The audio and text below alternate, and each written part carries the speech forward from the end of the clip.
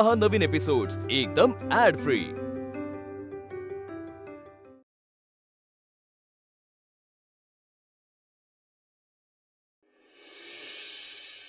तेव्हा नशिबानं साथ नाही दिली, पण आता नशीब साथ देतंय तर थकायला आणि थांबायला नको। मुक्ता, मी पण तुला शिकवताना थकणार नाही आणि थांबणार पण नाही।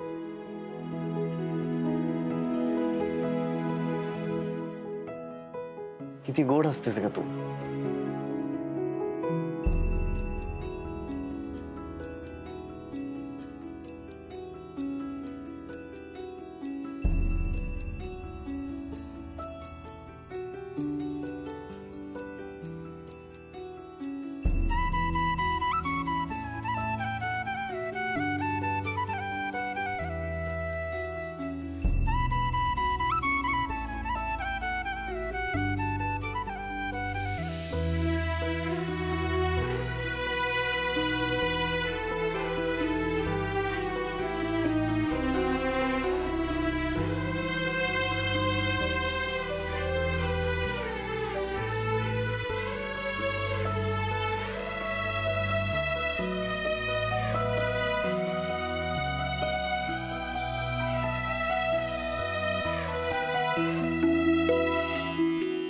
मी तुमच्या मांडीवर झोपून गेले, तुम्ही तसेच बसून राहिलात, झोपला पण नाही।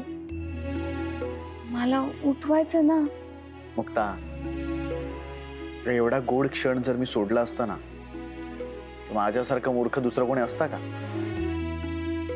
आणि तुला माहितीये याचा एक मोठा फायदा झालाय। सूर्याची कोवळी किरण तुझ्या चेहऱ्यावर पडताना मला बघता आली। सोन्यासारखा झळाळून निघाला होता तुझा चेहरा। आणि आता जर मी झोपलो असतो तर हा एवढा सुंदर क्षण मला अनुभवता आला असता का।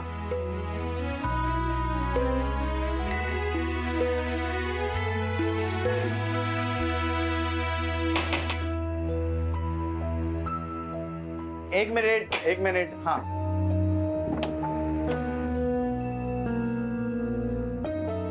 मुक्ताताई, आशाताई, मुक्ताताई, चला चला पटापट चला। आशाताई, काय झालं? मोठा मालक लई रागावलात बघा। त्यांच्या मनासारखं नाही झालं ना की त्यांना लई राग येतो, आणि राग आला ना की मग बिनकामाचा आणि धामाचा माझ्यावरच राग निघतो। हो हो हो हो हो, कूल कूल, शांत हो शांत हो, श्वास घे। आणि आता जे हे काही तू बोलतेस ना ते फक्त एका वाक्यात सांग। मोठा मालक रागवलाय कारण त्यांना चहा फक्त मुक्ताताईच्या हातूनच पाहिजे आहे। अरे देवा, मी आधीच खाली जायला पाहिजे नव्हतं। आशाताई, तुम्ही वा पुढं, मी आलेच। हा वय वय, लवकर लवकर या।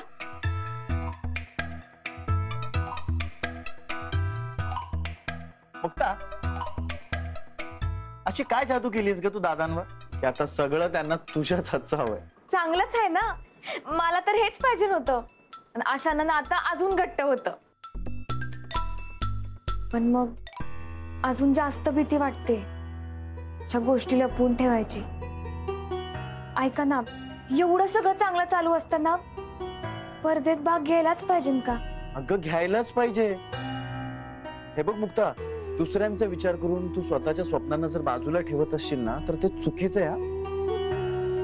नाहीतर मग तुझ्यामध्ये आणि आई आणि आजी यात काय फरक राहणार?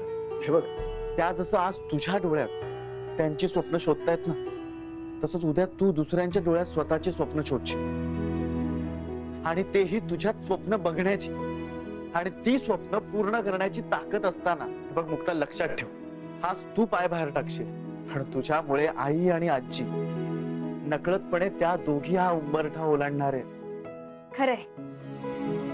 बर, मी लगेच आवरते।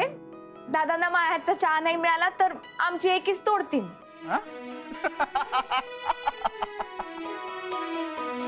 मी आले।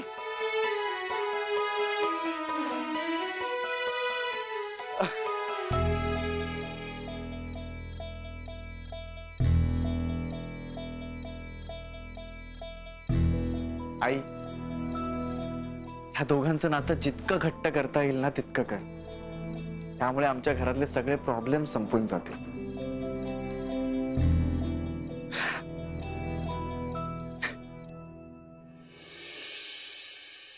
कोण कुठलीतली खेड्यात झोपड्यात राहणारी पोरगी सगळ्यांसमोर तुमचा हात धरून घेऊन येते, तुम्हाला चोर म्हणते? तिने तर तुमची ओळखच बदलून टाकली हो. आमच्या दत्ता मामावर कायमचा चोर असल्याचा शिक्का मारून टाकला. तुम्हाला अपराधी केलं हो तिने तर. आता आता तुम्हाला त्या घरात सतत खाली मान घालून राहावं लागेल. नाही, त्या घरात मी असं कैद्यासारखं नाही राहू शकत. त्यापेक्षा तिथे जायलाच नको. नाही, मी नाही जाणार त्या घरात. अजिबात नाही. काहीही झालं तरी घर सोडायचं नाही. घर सोडलं ना तर पहा. अरे बाबा, मी जर तिथे गेलो तर ते निर्लज्ज म्हणतील मला. एवढं होऊ नये आयतं खायला इथे बसलाय असं म्हणतील ते मला. त्या घरातल्या पाय पुसणे इतकी ही किंमत नाहीये मला. नाही, आता मला अपमान सहन करण्याची ताकद नाहीये. अपमान सहन करायला नाही, अपमानाचा बदला घ्यायला त्या घरात राहायचंय. बदला? त्या मुक्ताने एवढा मोठा अपमान केला तुमचा, त्याचा बदला घेणार नाही तुम्ही? तुमच्या आत ती आग पेटत नाहीये का? आणि एवढं सगळं होऊन जर तुम्हाला बदला घ्यायची इच्छा नसेल ना, तर स्वतःला पुरुष म्हणणं सोडून द्या. हे नीट बोल. हेच, ह्या अशाच ठिणग्या काळजात उठल्या पाहिजे. अच्छा, म्हणजे तुझ्या काळजात ज्या ठिणग्या पेटतायत तशा का? या खेळात आपण सोबत आहोत सासरे बुवा.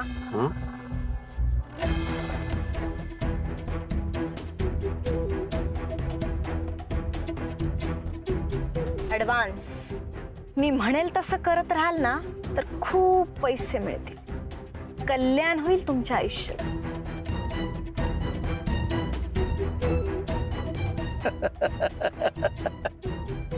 तथास्तु.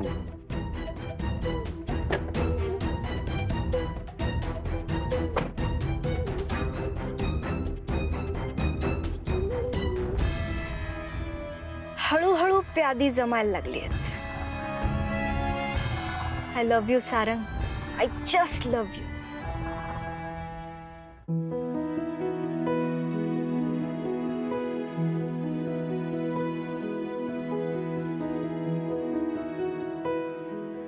इकडं तर नाही आहेत. कुठं गेले असतील? ऑफिस मध्ये असतील.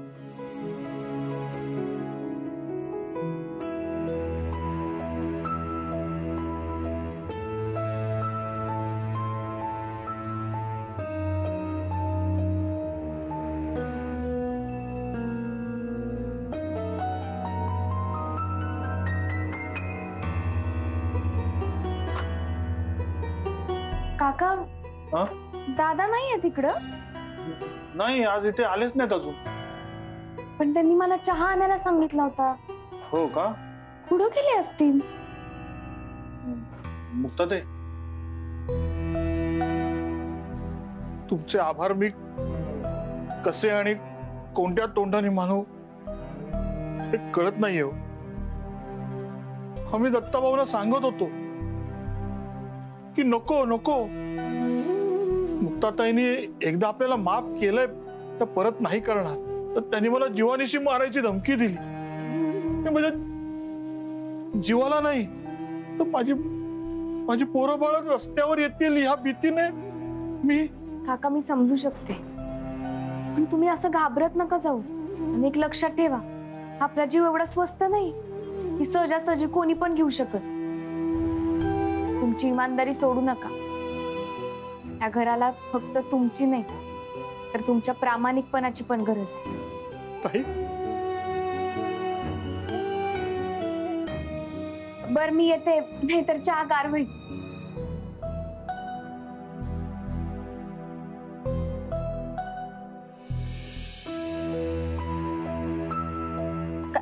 काय ग? अहो, तुम्ही दादांना कुठे बघितलंय का? का ग, काय झालं? अहो, आशा त्यांनी सांगितलं होतं की त्यांना मायाचा चहा घ्यायचा होता. मी घाईघाईत बनवून पण आणला, पण ते कुठंच दिसेना. अगं, सकाळी काहीतरी काम निघालं म्हणून घाईघाईत निघून गेलेत ते. गेले पण? पण तुझी तक्रार करत होते माझ्याकडे. तक्रार? हो, कशाबद्दल? सकाळी त्यांना चहा हवा होता आणि मुक्ताने मला चहा दिला नाही असं म्हणत होते. अहो मला माहितीच नव्हतं की तेवढ्या लवकर जाणार आहेत. नाहीतर मी बस ते असू दे, तू ट्रे दे माझ्याकडे आणि पहिल्यांदा रिहर्सल करून घे. असे छोटे छोटे चान्स पण नाही घालवायचे मुक्ता. ट्रे दे माझ्याकडे हं आणि पटकन रिहर्सल करून घे. आणि 1 मिनिट थांब.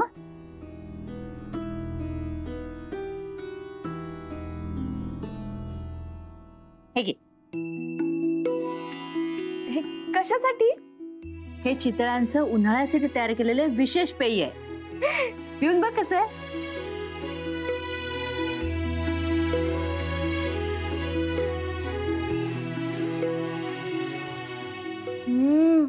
मस्त आहे. हो ना. उन्हाळा वाढला ना की हे प्यायचं की बरं वाटतं. हे पण राहू दे तुझ्याकडे. चालेल.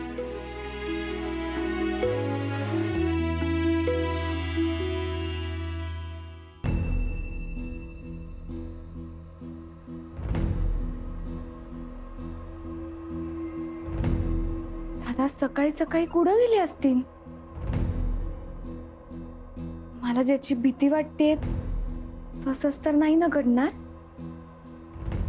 खंडरायाच्या लग्नाला बांधुरी नटली. पप्या थांब.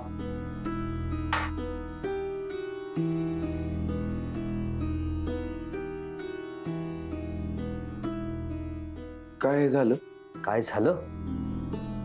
या आर्यानी आपल्या घरात येऊन तुला धमकी दिली वर रावसाहेबांना फोन करूनही सगळं सांगितलं. त्याचे परिणाम काय होतील याचा विचार नाही केलास? मागच्या वेळेला केलीस ना मदत त्यांना? त्यावेळेला काय परिणाम भोगायला लागले होते विसरलास?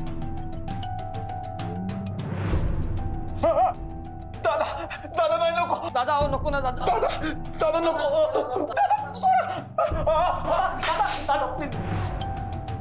कळलं ना? तरी हौस नाही भागली तुझी अजून. हा मदत करायचीच आहे त्यांना. माहितीये ना रावसाहेबांना नाही आवडत त्या दोघांना मदत केलेली. कशाला आगाऊपणा करतोस? कोणी सांगितलं तुला हे करायला? अहो पण आता त्या घरामधली परिस्थिती तशी राहिलेली नाहीये. म्हणजे रावसाहेबांना आता समजलं ना तरी सुद्धा ते काय बी करणार नाही. हो तुला बरं माहितीये. एवढ्या सकाळी कोण आला असेल रे? बाबा आता दूधवाले काका सोडून कोण असणार आहेत? आज लेट झालाय त्यांना. थांबा बघतो मी.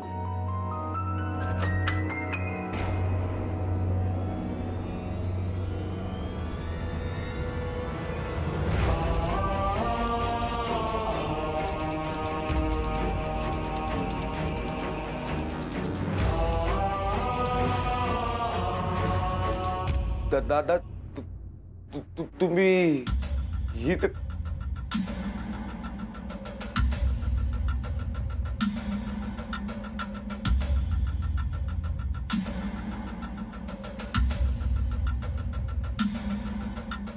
सर्वांना मदत करायचा जो काही तुझ्यामध्ये तुझा स्वभाव चांगला आहे. फक्त आपण मदत कुणाला करतोय, ते घराणं कुठलं आहे, ते घराण्याचे नियम काय, समाजातली त्याची प्रतिष्ठा काय आहे, विचार नको करायला. त्या घराण्यातल्या स्त्रिया उंबरठा ओलांडून बाहेर काम केलेल्या रावसाहेब नगरकरांना आवडत नाही. नाच गाणं वाद्यवृंद स्त्रियांनी केलेलं आवडत नाही. हे माहीत असून सुद्धा तू मुक्ताला प्रोत्साहन देतोस. याची शिक्षा काय माहितीये? रावसाहेब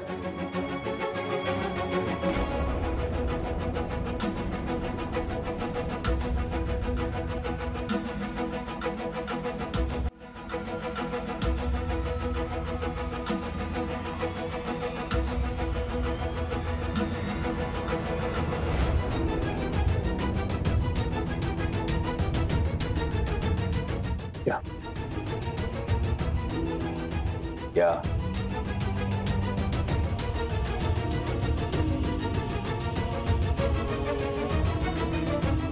किती हुशार आहे ना मुलगी. बरोबर अंदाज बांधला तिने की मी इथंच आलेलो असणार. आता तू आलीच आहेस तर ह्यांच्या समोर तुला सांगतो, भविष्यामध्ये कधी यांची मदत घेण्याचा प्रयत्न करू नकोस. जर का यांची मदत घ्यायचा प्रयत्न केलास तर पप्या आणि त्याचे वडील यांचं काय होईल, मी काय करेन सांगता येत नाही. त्यामुळं मदत घ्यायची नाही, बंद करायचं. अहो पण मी तुम्हाला कालच सांगितलं होतं ना की मी स्पर्धेतून माघार घेतलीये. मग मी इकडे कशाला येईन? तुम्हाला पण यायची गरज होती का? कर्तव्य. नगरकरांच्या सुनबाईला ज्यांनी मदत केली आहे त्यांचे आभार नको मानायला? आणि मला माहितीये तू आभार मानले नसशीलच, त्यामुळे आभार मानण्यासाठी, कर्तव्य पार पाडण्यासाठी आलोय मी इथे.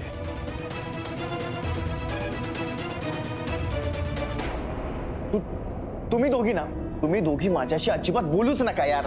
ए दादा दादा, काय? एकदा ऐकून तरी घ्या. मला तुमचं काहीच ऐकायचं नाहीये. अरे यार दादा, असं काय करतो? असं काय रेणुका, बरं झालं तू आलीस. ह्यांना इग्नोर कर. हे बघ, भाऊ काकांनी साडीवाल्याला बोलवलंय, तुला तुझ्यासाठी काही साड्या चूज करायच्या ना. परत साडी? अरे यार.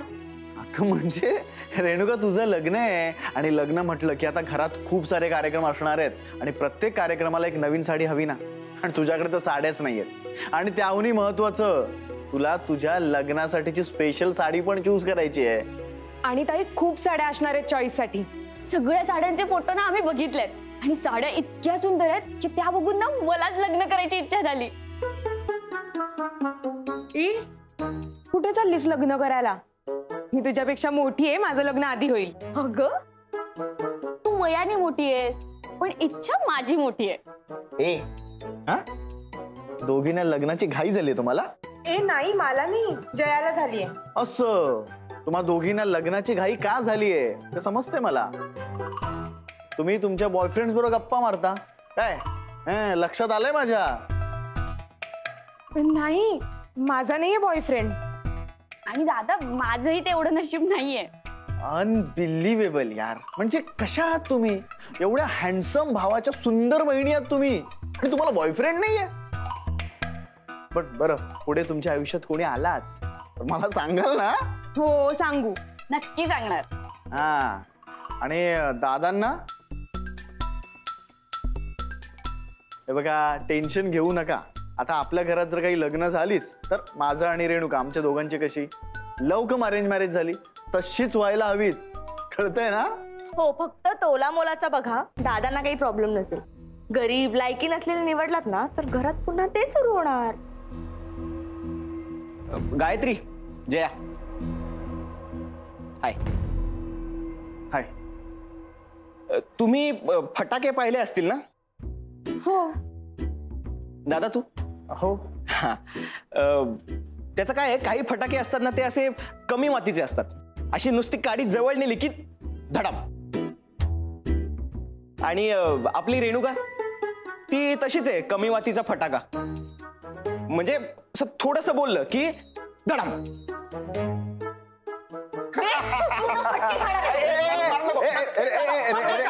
रेणुका नाही. काका, मला माफ करा. माझ्यामुळे तुम्हाला परत एकदा लय त्रास सहन करावं लागणार.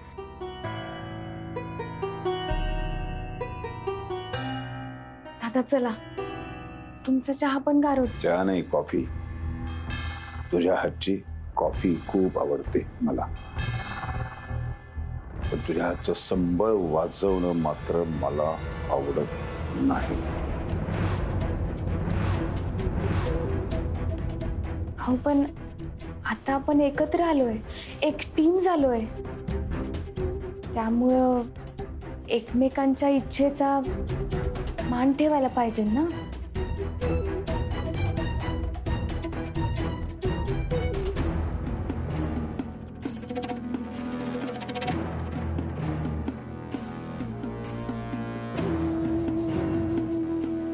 एक मिनिट, काय म्हणालीस तू? एकमेकांच्या इच्छांचा मान ठेवायला पाहिजे काय? तर इथे म्हणालीस की नाही, एकमेकांच्या इच्छेचा मान ठेवायला पाहिजे. असं म्हणाले? अगं स्वतःच्या तोंडाने बोललीस ना तू आता इथे. अच्छा ते होय, मी सहजच म्हणाले. टोमणे मारतेस मला? नाही हो, असं काही नाहीये. म्हणजे तू माझ्या इच्छेचा मान ठेवतेस पण मी तुझ्या इच्छेचा मान ठेवत नाही असं? खरंच असं काही नाहीये. पण बघा ना, तुम्ही आत्ताच म्हणाले की तुम्हाला मायाची कॉफी खूप आवडते. ते ऐकून खरंच लय आनंद झाला. पण या हाताचं संबळ वादन का नाही आवडत हे काही समजेना. नगरकरांची सून आहेस ना म्हणून ते शक्य नाहीये. नगरकरांची सून असतानाच मी एक मोठी संबळ वादक होऊन दाखवी. माझ्या नियमाला आव्हान देतेस तू?